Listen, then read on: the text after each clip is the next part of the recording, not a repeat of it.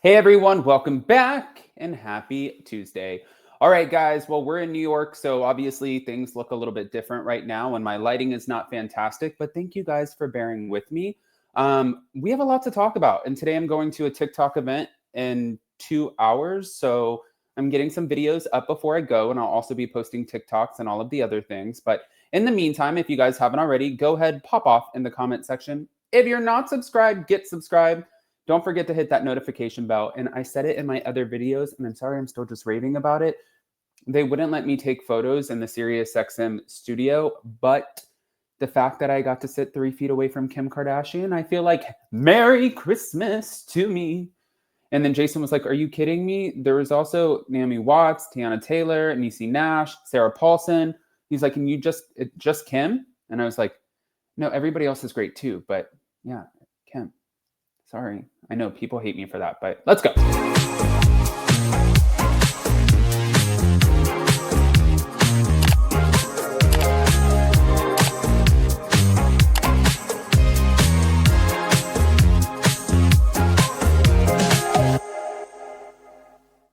All right, guys. So it looks like the drama is just not stopping when it comes to, the Valley.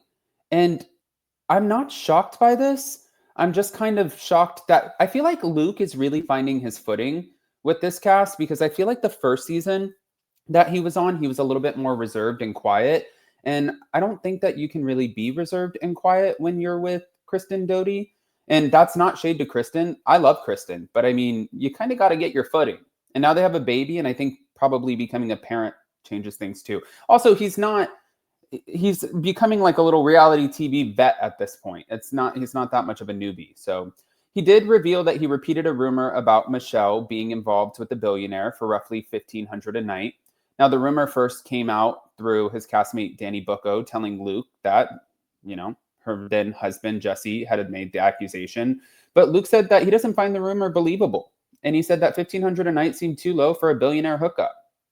I agree with that. Now, his rationale was once it was circulating, the tea was spilled all over my lap. So he felt like he couldn't hold back. I didn't want to hold that. I don't want to keep that in my pocket. It's going to come out eventually. And on Jesse, he hinted that Jesse might believe the rumor is true, though he himself still doubted it. Now, he also talked about Lala Kent and Scheana Shay, and he said, "I don't vibe with them." He called Scheana and Kristen okay, depending on the hour, but implied that there's more tension that's been bubbling. And he also claimed that Scheana, Lala, Janet, and Michelle act like they've been friends for forever, when in truth, he believes that their close friendship began only about a year ago. Janet's been around for a long time, though. I gotta say that. She has been around for a long time. Even when I was working for Lisa Vanderpump, Janet Caperna was around. So I think that, yes, she started off as a fan of the show in the cast, but I think that she became friends with them. And that's how a lot of their friendships formed, like they're on a show. That's how James ended up getting with Raquel. She was a fan of the show. I believe Ali Luber was also a fan of the show, you know? So I don't I don't think that that's a fair statement. But on Janet Caperna, he accused Janet of infiltrating the group as a former fan who worked her way into the circle. And he said, "When I was introduced to Janet, I thought something seemed a little bit weird." I don't remember what I asked Kristen, but she's like, "Well, she's a fan." And I'm like, "Okay, I guess that might explain some things." He did also speak on Lisa Vanderpump, though, and he said that he ate at her restaurant, Sir, only once and wasn't impressed with the food. Oh, God. She's not going to like that. He also claimed that when he first met her, she kind of scowled at him. I mean, she probably didn't know who he was, to be honest with you. I know that she has a producer credit on The Valley, but I think that's just an extension of their original contracts for Vanderpump Rules. Like if they were to do other things that you just like, she will get the credit for those other things, or at least a credit on those other things. I don't think that she has a heavy hand in anything that goes on when it comes to The Valley. But on a specific moment, the shirtless argument with Kristen in the season 2 trailer, he admitted that he was not the most emotionally stable at the moment, and the day before he proposed. And he said alcohol didn't help. But at the end of the day, it never does.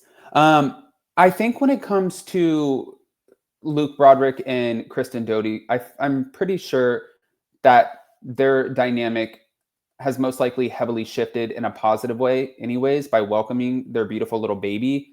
So I think that we don't have to worry about them. But speaking of who we would have to worry about, Jesse, Lally, and Michelle, they settled their divorce. Child and spousal support has been finalized. Now, they reached a divorce settlement. So, court documents filed on October 22nd show that they entered into a written agreement covering property division, marital rights, support, etc. And according to the report, the terms include they have declined spousal support. They have agreed on child support for their daughter, Isabella. The exact amount was not made public.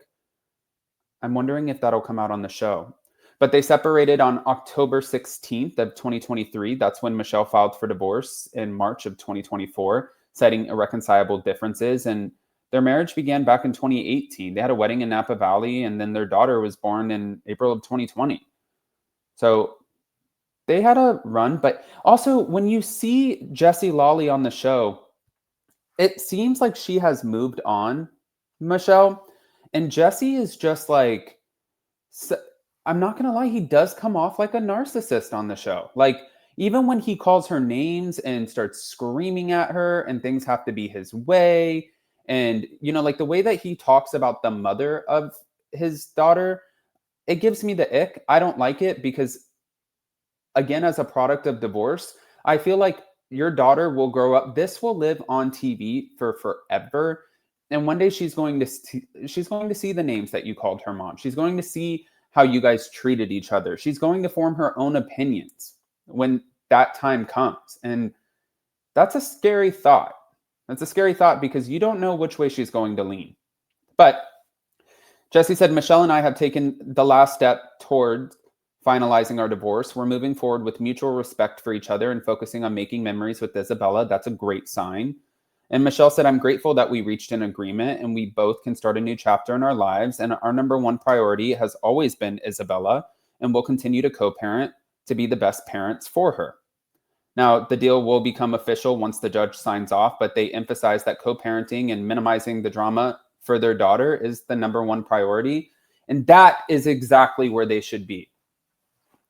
Again, I'm not a parent, but also like common sense goes a long way. And I feel like this is one of those, there was so much hurt, but you have to move past that hurt and that pain, put that behind you in order to give your daughter the best life that you possibly can and take the drama out so she's not eventually forced to choose sides or have ill feelings towards one or the other parent. I want to hear what you guys think, though. Luke is popping off. Janet is apparently just a fan and gives him weird vibes. I don't know. And obviously he doesn't like Lala and Scheana. So yeah, smash the like button. If you're not subscribed, get subscribed. Don't forget to hit that notification bell and we'll see you later. Love you guys. Bye.